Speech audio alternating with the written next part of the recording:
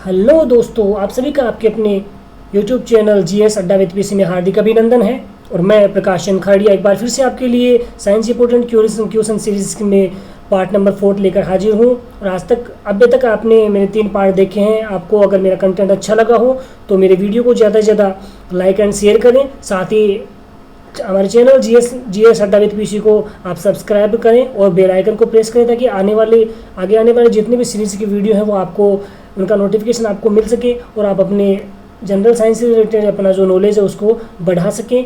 ये जो सीरीज़ है डियर फ्रेंड्स, ये आपको जितनी भी एग्जाम्स आने वाली हैं, कंपटीशन एग्जाम आने वाली है, उनके लिए आपके लिए बहुत ही ज़्यादा मददगार साबित होंगी और आपको जीएस नॉलेज का बहुत ही अच्छा प्रॉफिट होने वाला है। तो इसी क्रम में अपन अपने 4th सीरीज की ओर बढ़ते हैं और अपन जानते हैं कि अपना सबसे पहला क्वेश्चन है, तो उसकी बात करते हैं। अपना सबसे पहला जो क्वेश्चन है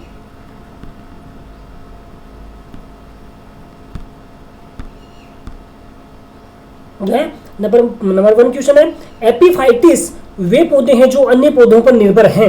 एक बार क्वेश्चन फिर से रिपीट कर रहा हूं, एपिफाइटिस वे पौधे हैं जो अन्य पौधों पर निर्भर हैं। ऑप्शन ए भोजन के लिए, ऑप्शन बी यांत्रिक अवलंबन के लिए, ऑप्शन सी छाया के लिए, ऑप्शन डी जल के लिए। तो आपको बताना है फ्रेंड्स कि जो एपिफाइटिस जो पौधे होते हैं अन्य पौधों पर किस प्रकार से किस लिए निर्भर करते हैं। तो इसके राइट आंसर की बात करें तो इसका राइट आंसर होगा ऑप्शन बी यांत्रिक अवलंब के लिए। कहने का मतलब उनके सहारे अपने आप को ग्रोथ करने के लिए जो एपिफाइटिस पौधे होते हैं वो दूसरे पौधों के ऊपर डिपेंड करते हैं। तो इसका राइट आंसर क्या होगा, ऑप्शन बी होगा। तो अपन नेक्स्ट क्वेश्चन को जाते हैं। नेक्स्ट क्वेश्चन है, जंतु विज्ञान जूलॉजी अध्ययन करता है, यानी कि आपको ये बताना है कि जो जूलॉजी का अध्ययन वो किसके अंतर्गत किया जाता है, उसमें किन किन को अध्ययन किया जाता है। तो ऑप्शन ए है केवल जीवित जानवरों का, ऑप्शन बी केवल जीवित वनस्पतियों का, ऑप्शन सी जीवित व मृत जानवरों का, और ऑप्शन डी जीवित व मृत वनस्पतियों का। तो आपको इसका राइट आंसर बताना है। तो डियर फ्रेंड्स, इसके राइट आंसर की बात करें तो इसका राइट आंसर होगा ऑप्शन सी जीवित व मृत जानवरों का। क्या आंसर होगा, ऑप्शन सी इसका राइट आंसर होगा कि जीवित व मृत जानवरों का अध्ययन जंतु विज्ञान के अंतर्गत किया जाता है। इसके बाद अपना नेक्स्ट क्वेश्चन है नंबर 3, पेलियोबोटनी के अंतर्गत अध्ययन करते हैं, यानी कि आपको बताना है कि पेलियो वनस्पति विज्ञान के अंतर्गत किन किन का अध्ययन किया जाता है। ऑप्शन ए है जंतु जीवाश्म का, ऑप्शन बी शैवाल का, ऑप्शन सी फफूंदी का, ऑप्शन डी इनमें से कोई नहीं। तो आपको बताना है फ्रेंड्स, तो पेलियोबोटनी है, पेलियोबोटनी के अंतर्गत हम किन किन का अध्ययन करते हैं। तो इसके राइट आंसर आप चाहे तो मुझे कमेंट में इसका राइट आंसर बता सकते हैं। और इसके राइट आंसर की अपन बात करते हैं, इसका राइट आंसर होगा ऑप्शन डी इनमें से कोई नहीं। यानी कि पेलियोबोटनी विज्ञान की वह शाखा है जिसके अंतर्गत हम पुरातन वनस्पतियां जो पिछली पीढ़ियों से चले आ रही जो वनस्पतियां हैं उनके बारे में अध्ययन किया जाता है। ओके फ्रेंड्स, और डॉक्टर बीरबल साहनी एक वैज्ञानिक हुए थे, उन्होंने इस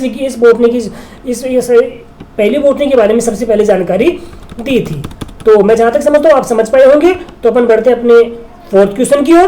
और अपना 4th क्वेश्चन है कि शुष्क जलवायु के लिए भली भांति अनुकूलित पेड़ पौधों को क्या कहते हैं। यानी कि आपको बताना है कि जो शुष्क जलवायु है उसके लिए जो भलीभांति जो अनुकूलित उससे रिलेटेड जो पौधे होते हैं उसके अनुकूलन में अपने आप को ढालने वाले जो पेड़ पौधे होते हैं उनको क्या कहा जाता है। ऑप्शन ए है अधिपादप, ऑप्शन बी है मरुद्भिद पादप, ऑप्शन सी जलोद्भिद पादप और ऑप्शन डी मध्य पादप।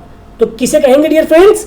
तो इसके राइट आंसर की अपन बात कर दें तो इसका राइट आंसर होगा मरुद्भिद पादप। यानी कि मरुद्भिद जैसे जो मृदा में अपने आप को ग्रो करते हैं, मृदा के अंदर अपने आप को ग्रो करते हैं, जमीन पर अपने आप को ग्रो करते हैं। इसके बाद में नेक्स्ट क्वेश्चन अपने 5 नंबर क्वेश्चन की बात करते हैं। अपना 5 क्वेश्चन है, जैविक जगत में होने वाले कार्य गुण व पद्धति के अध्ययन के इस ज्ञान को मशीनी जगत में उपयोग करने को क्या कहते हैं। यानी कि आपको यह बताना है कि जो मशीनी जगत में जो वर्तमान में जो जैविक जगत है उसमें होने वाले उनके कार्य हैं, उनके फीचर्स है, गुण हैं और उनके जो सिस्टम है, उनकी पद्धति है, उनका अध्ययन किया जाता है, उस सिस्टम को क्या कहा जाता है। तो ऑप्शन ए है bionics, option B bionomics, option C bionomy और ऑप्शन डी बायोमिट्री। तो इसके राइट आंसर की अपन बात करते हैं फ्रेंड्स, तो इसका राइट आंसर होगा बायोनिक्स। ए ऑप्शन इसका राइट आंसर होगा। अब आपको मैं बता दूं कि जो बायोनिक्स होती है वो विज्ञान की वह शाखा है जिसके अंदर किसका अध्ययन किया जाता है कि जो भी पशुओं की जो तंत्रिका संस्थान है उनका गहराई से अध्ययन किया जाता है किसके अंतर्गत, बायोनिक्स के। आपको अगर ये क्वेश्चन पूछा जाए कि बायोनिक्स के अंतर्गत किसका अध्ययन किया जाता है, तो आपको बताना है कि पशुओं की जो तंत्रिका संस्थान होते हैं, जो जहाँ पर उनके पशुओं की तंत्रिकाओं से रिलेटेड उनको अध्ययन किया जाता है, उनका इसमें अध्ययन किया जाता है कि पशुओं के तंत्र का संस्थान का गहराई से अध्ययन किसके अंतर्गत किया जाता है, बायोनिक्स के अंतर्गत किया जाता है। ओके फ्रेंड्स, इसके बाद में नेक्स्ट क्वेश्चन की ओर बढ़ते हैं। अपना 6 नंबर क्वेश्चन है, विटीकल्चर को जाना जाता है। आपको बताना कि विटीकल्चर के अंतर्गत किसका उत्पादन किया जाता है। ऑप्शन ए है संतरे के उत्पादन से, ऑप्शन बी अंगूर के उत्पादन से, ऑप्शन सी सेब के उत्पादन से, ऑप्शन डी केसर के उत्पादन से। तो इसके राइट आंसर की अपन बात करें तो इसका राइट आंसर होगा अंगूर के उत्पादन से, यानी कि विटीकल्चर के अंतर्गत अंगूर की खेती की जाती है, अंगूर का उत्पादन किया जाता है। तो इसका राइट आंसर होगा ऑप्शन बी। तो अपन बढ़ते हैं अपने 7वें नंबर क्वेश्चन की ओर। अपना 7वें नंबर क्वेश्चन है, विज्ञान की वह शाखा जिसमें आनुवांशिक जेनेटिक्स अभियांत्रिकी के द्वारा मानव प्रजाति में सुधार लाया जाता है, किस नाम से जानी जाती है। यानी कि आपको ये बताना है कि जो विज्ञान की शाखा है जेनेटिक्स आनुवांशिकी, यानी कि एक पीढ़ी से दूसरी पीढ़ी में जो लक्षण प्रेजेंट होते हैं, जो आनुवांशिक गुण होते हैं, उनके दो मानव पीढ़ी में जो सुधार लाया जाता है उसको किस नाम से जाना जाता है। ओके फ्रेंड्स, तो इसके राइट आंसर मुझे कमेंट बॉक्स में कमेंट करके बता सकते हैं।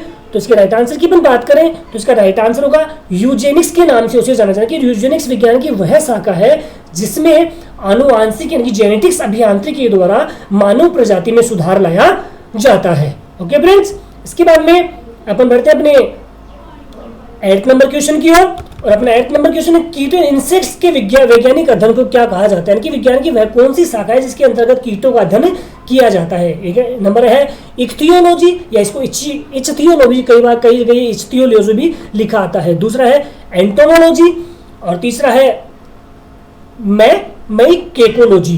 तो इसका राइट आंसर की बात करें तो इसका राइट आंसर होगा एंटोमोलॉजी के अंतर्गत कीटों का अध्ययन किया जाता है। इसका ऑप्शन बी इसका राइट आंसर होगा। अब थोड़ा अपन इन औरों के बारे में जान रहे हैं। सबसे पहले जानिए इख्तियोलॉजी से इच्थियोलॉजी भी कहा जाता है। इस शाखा के अंतर्गत जो मछलियां होती है, मछलियों का अध्ययन किया जाता है। किसके अंतर्गत, अगर आपको पूछ ले मछलियों का अध्ययन किस शाखा के अंदर किया जाता है तो उसका राइट आंसर होगा इच्थियोलॉजी, यानी कि इसका राइट आंसर होगा कि ए ऑप्शन के अंतर्गत मछलियों का अध्ययन किया जाता है।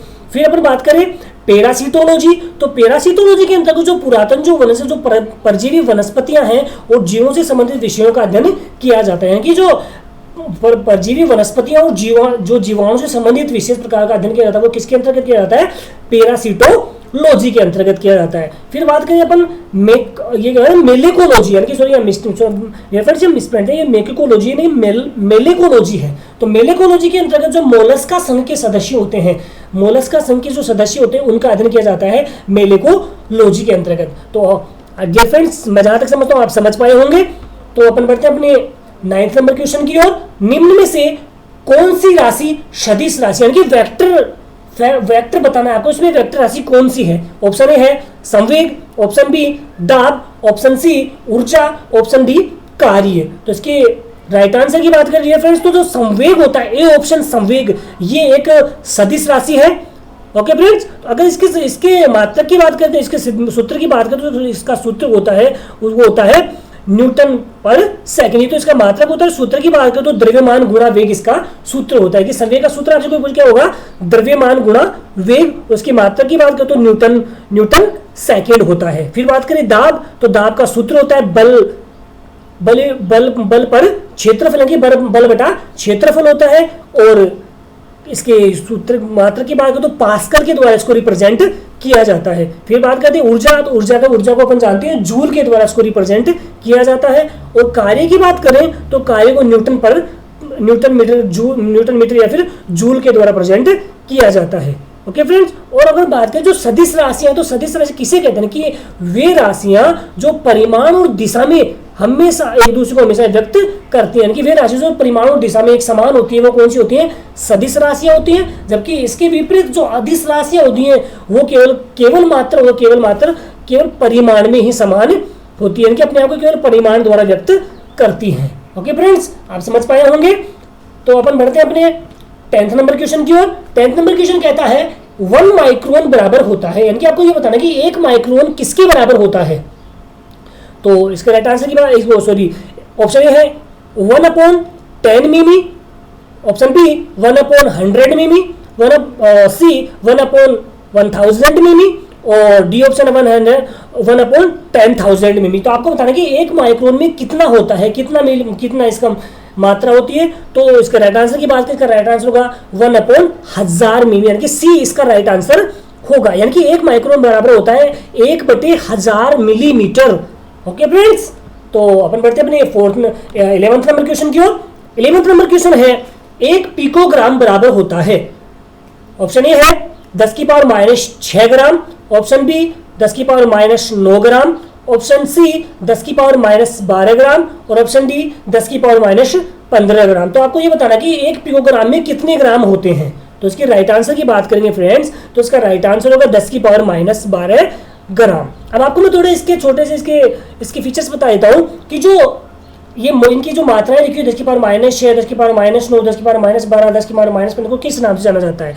तो 10⁻15 को तो आपको पता होगा पिकोग्राम, एक पिकोग्राम बराबर होता है 10⁻12। अगर आपसे कोई पूछे कि एक माइक्रोग्राम बराबर कितना होता है, तो उसका आंसर होगा 10⁻6 ग्राम। एक नैनोग्राम बराबर पूछा जाए तो 10⁻9 ग्राम और एक फेक्टोग्राम या एक फेमिटोग्राम पूछा जाए तो होगा 10⁻15 ग्राम होता है। तो डियर फ्रेंड्स, मेरे दिए गई जानकारी से आप संतुष्ट होंगे।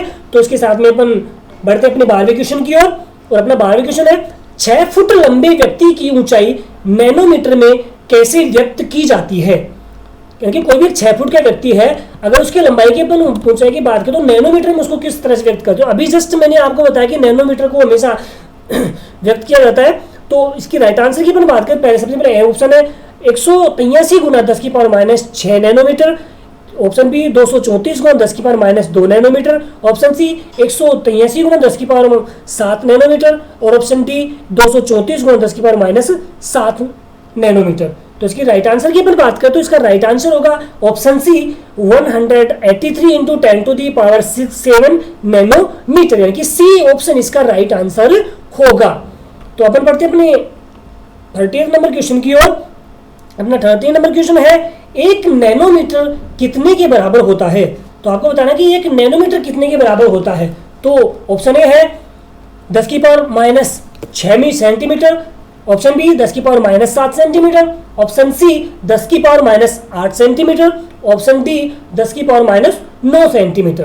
तो आपको बताना कि एक नैनोमीटर कितने के बराबर। अभी जस्ट पिछले 12th क्वेश्चन में मैंने आपको बताया कि एक नैनोमीटर में कितना होता है, 10⁻9 सेंटीमीटर होता है। कितना होता है, 10⁻9 सेंटीमीटर होता है। ओके फ्रेंड्स, इसके बाद में अपन बढ़ते हैं अपने 14 नंबर क्वेश्चन की ओर। 14 नंबर क्वेश्चन है, एक पारसिक तारों संबंधी दूरियां मापने का मात्रक क्या है।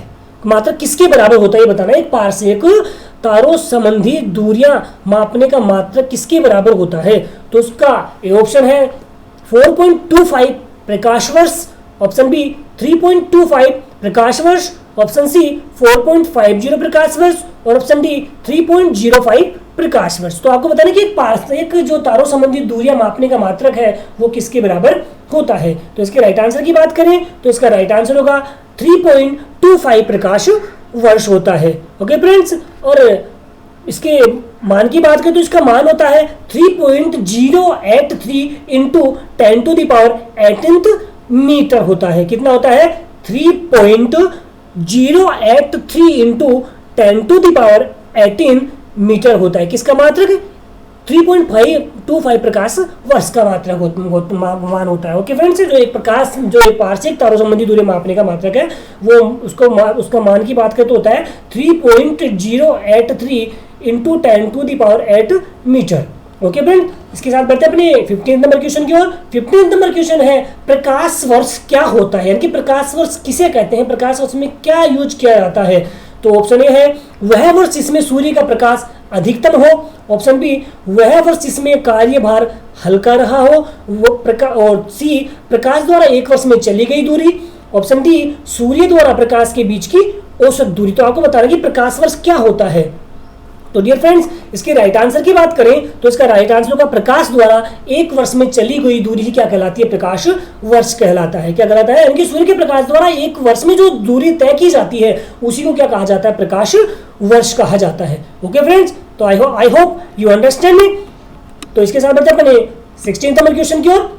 और इसके मान की अगर बात करें, जो प्रकाश वर्ष का मान होता है 9.46 इंटू 10⁻15 मीटर होता है। अगर कोई एक प्रकाश वर्ष का आपको मान पूछा जाए तो इसका मान होता है 9.45 इंटू 9.46 इंटू 10⁻15 मीटर होता है। ओके फ्रेंड्स, तो अपना 16 नंबर क्वेश्चन है, समस्थानिक वे होते हैं जो किसी एक ही तत्व के परमाणु जिनका, यानी उनमें ऐसे क्या सिम्टम होते हैं जिसे हम समस्थानिक कहते हैं। आपसे चलो सीधे सीधे आपसे समस्थानिक किसे कहते हैं, तो ऑप्शन ए है परमाणु भार समान होता है परंतु परमाणु क्रमांक भिन्न भिन्न होता है।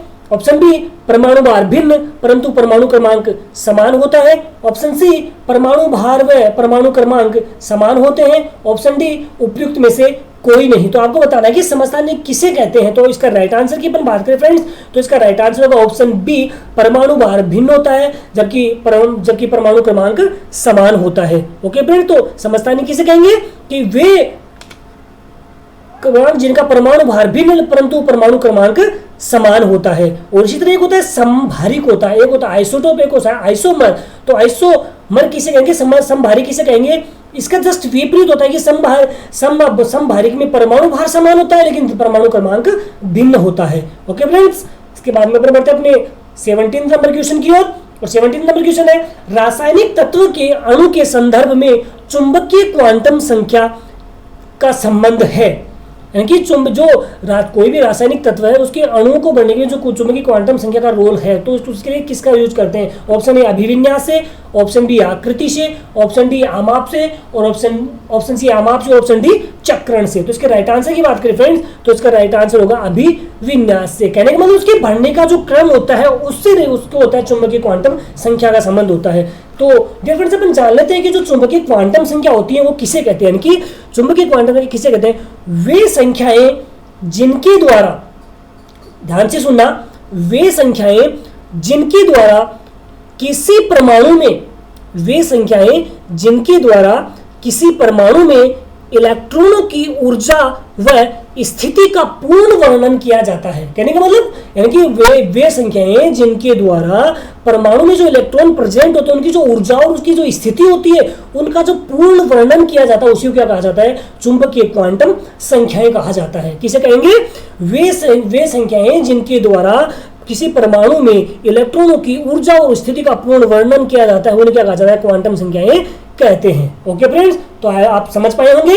तो अपन बढ़ते हैं अपने 18 नंबर क्वेश्चन की ओर। और 18 नंबर क्वेश्चन है, परमाणु के कक्ष को भरने का क्रम नियंत्रित होता है। यानी कि किस सिद्धांत के द्वारा जो परमाणु के कक्ष में इलेक्ट्रॉन भरे जाते हैं उनका क्रम नियंत्रित किया जाता है। ऑप्शन ए है अफ-बाउ के सिद्धांत द्वारा, ऑप्शन बी है हाइजेनबर्ग के अनिश्चितता के सिद्धांत के द्वारा, ऑप्शन सी है हुंड के नियम के द्वारा, और ऑप्शन डी है पाउली के अपवर्जन के सिद्धांत के द्वारा। तो आपको बताना कि फ्रेंड्स जो परमाणु के कक्ष में इलेक्ट्रॉन भरे जाते हैं उनका क्रम किसके द्वारा निर्धारित किया जाता है। तो डियर फ्रेंड्स, इसके राइट आंसर की बात करें तो इसका राइट आंसर होगा अफ-बाउ के सिद्धांत के द्वारा, कि ऑप्शन ए इसका राइट आंसर होगा, अफ-बाउ के सिद्धांत के द्वारा होता है। अगर अपन जानेंगे अफ-बाउ का सिद्धांत क्या होता है, तो देखो परमाणु के उपकक्षों में इलेक्ट्रॉन के जो बढ़ने का जिस इलेक्ट्रॉन ऊर्जा के बढ़ते क्रम को बढ़ा जाता है, अफ-बाउ के सिद्धांत के अनुसार जो परमाणु की उपकक्षाओं में इलेक्ट्रॉन ऊर्जा के बढ़ते क्रम में भरे जाते हैं। क्या होगा अफ-बाउ का सिद्धांत, यानी कि अफ-बाउ के सिद्धांत के अनुसार परमाणु के उपकक्षों में इलेक्ट्रॉन ऊर्जा के बढ़ते क्रम में, अब इलेक्ट्रॉन हमेशा किसके क्रम में भरे जाते हैं, ऊर्जा के बढ़ते क्रम में भरे जाते हैं, उसे क्या कहा जाता है, अफ-बाउ का सिद्धांत कहा जाता है। दूसरा अपन बात करते हैं हाइजेनबर्ग का अनिश्चितता का सिद्धांत। तो इसकी बात करें कि किसी भी सूक्ष्म कण, यानी कि किसी भी सूक्ष्म कण की स्थिति और वेग का एक साथ निर्धारण असंभव होता है, वो कौन सा होता है, हाइजेनबर्ग का अनिश्चितता का सिद्धांत कहते हैं। तो किसे कहेंगे, हाइजेनबर्ग की अनिश्चितता का सिद्धांत, यानी कि किसी भी सूक्ष्म अणु की स्थिति और उसके वेग में जो एक साथ जो निर्धारण करना असंभव होता है उसी को क्या कहा जाता है, हाइजेनबर्ग का अनिश्चितता का सिद्धांत कहा जाता है। तीसरा अपन बात कर लेते हैं हुंड के नियम की। तो हुंड का नियम किसे कहेंगे, किसी भी उपकक्षा के विभिन्न कक्षों में इलेक्ट्रॉन तब तक नहीं भरे जा सकते जब तक कि उस कक्षा के प्रत्येक कक्ष में एक एक इलेक्ट्रॉन न भरा जाए। कहने का मतलब हुंड का नियम किसे कहेंगे, किसी उपकक्षा के विभिन्न कक्षों में इलेक्ट्रॉन तब तक नहीं भरे होंगे जब तक उस कक्षा के प्रत्येक इलेक्ट्रॉन में एक एक इलेक्ट्रॉन न भरा जाए। वो क्या होता है, हुंड का नियम कहलाता है। ओके फ्रेंड्स, इसके बाद में अपन ऑप्शन डी की बात करें, पाउली की अपवर्जन का सिद्धांत। यानी कि पाउली का अपवर्जन सिद्धांत ये कहता है कि किसी एक ही परमाणु में उपस्थित किन्हीं भी दो इलेक्ट्रॉनों की चारों क्वांटम संख्याएं समान नहीं हो सकती हैं। कि पाउली का अपवर्जन का सिद्धांत क्या कहता है कि किसी भी एक परमाणु में जो उपस्थित किन्हीं भी दो इलेक्ट्रॉनों के चार क्वांटम संख्याएं कभी भी एक समान नहीं हो सकती हैं। वो होता है पाउली का अपवर्जन का सिद्धांत। तो आई होप फ्रेंड्स आप समझ पाए होंगे, मेरी जानकारी से संतुष्ट होंगे। तो अपन बढ़ते अपने 19 नंबर क्वेश्चन की ओर। और अपन 19 नंबर क्वेश्चन है, एक ही प्रकार का परमाणु निम्न में से किसमें मिलता है। ऑप्शन ए है खनिज यौगिक से, ऑप्शन बी है खनिज मिश्रण से, ऑप्शन डी है प्राकृत तत्व से, और ऑप्शन डी है उपयुक्त में से कोई नहीं। तो आपको बता रहा है कि जो परमाणु में जो एक ही प्रकार का परमाणु है उसको किसमें प्रेजेंट होता है। तो इसके राइट आंसर की बात करें तो ऑप्शन सी इसका राइट आंसर होगा, प्राकृत तत्व। यानी कि जो प्रकृति में जो तत्व प्रेजेंट होते हैं उनमें एक ही प्रकार के परमाणु देखने को मिलते हैं। ओके फ्रेंड्स, तो अपनी सीरीज का आज का जो लास्ट क्वेश्चन है वो है, निम्नलिखित में से कौन सी इलेक्ट्रॉनिक समरूपण मतलब जो इलेक्ट्रॉनिक कॉन्फ़िगरेशन है धातु तत्वों के लिए होती है कि किसी भी अपन किसी परमाणु कक्ष में इलेक्ट्रॉन भरते हैं तो इसे कौन सा उनका जो इलेक्ट्रॉनिक कॉन्फ़िगरेशन होता है जो उनमें एक फिक्स इलेक्ट्रॉन की क्रम संख्या को प्रदर्शित करता है। तो ऑप्शन ए है 2 option B 2 option C 2 option D 2 तो इसकी राइट आंसर की बात करेंगे फ्रेंड तो जो 2882 है यानी कि कहने वाला डी ऑप्शन है ये इसका राइट आंसर। किसी भी परमाणु के कक्ष में इलेक्ट्रॉन की संख्या का बनने का क्रम होता है K-L-M-N की चार संख्या होती है K-L-M-N। तो इनमें जब परमाणु कक्षक बने जाते हैं पहले कक्ष में 2 फिर उसके बाद में 8 फिर 8 और फिर बाद में सबसे अंत में 2 कक्षक भरे जाते हैं। इस तरह से एक परमाणु का जो इलेक्ट्रॉन संरूपण उसको पूर्ण किया जाता है। तो आज का लेक्चर यही तक था फ्रेंड्स। अगर मेरे द्वारा दी गई जानकारी से आप संतुष्ट हैं, आपको मेरे द्वारा दिए गई इनिशिएटिव अच्छा लगा है तो आप मेरे वीडियो को ज़्यादा से ज़्यादा लाइक एंड शेयर करें, साथ ही मेरे चैनल को सब्सक्राइब कर लें और बेल आइकन को प्रेस कर लें तो ताकि जो आगामी जो नई इससे नेक्स्ट पार्ट आने वाला है उसका जो वीडियो का लिंक है आपको समय रहते आपको मिल सके और आपको उसका अपने GS नॉलेज को गेन कर सकें। धन्यवाद।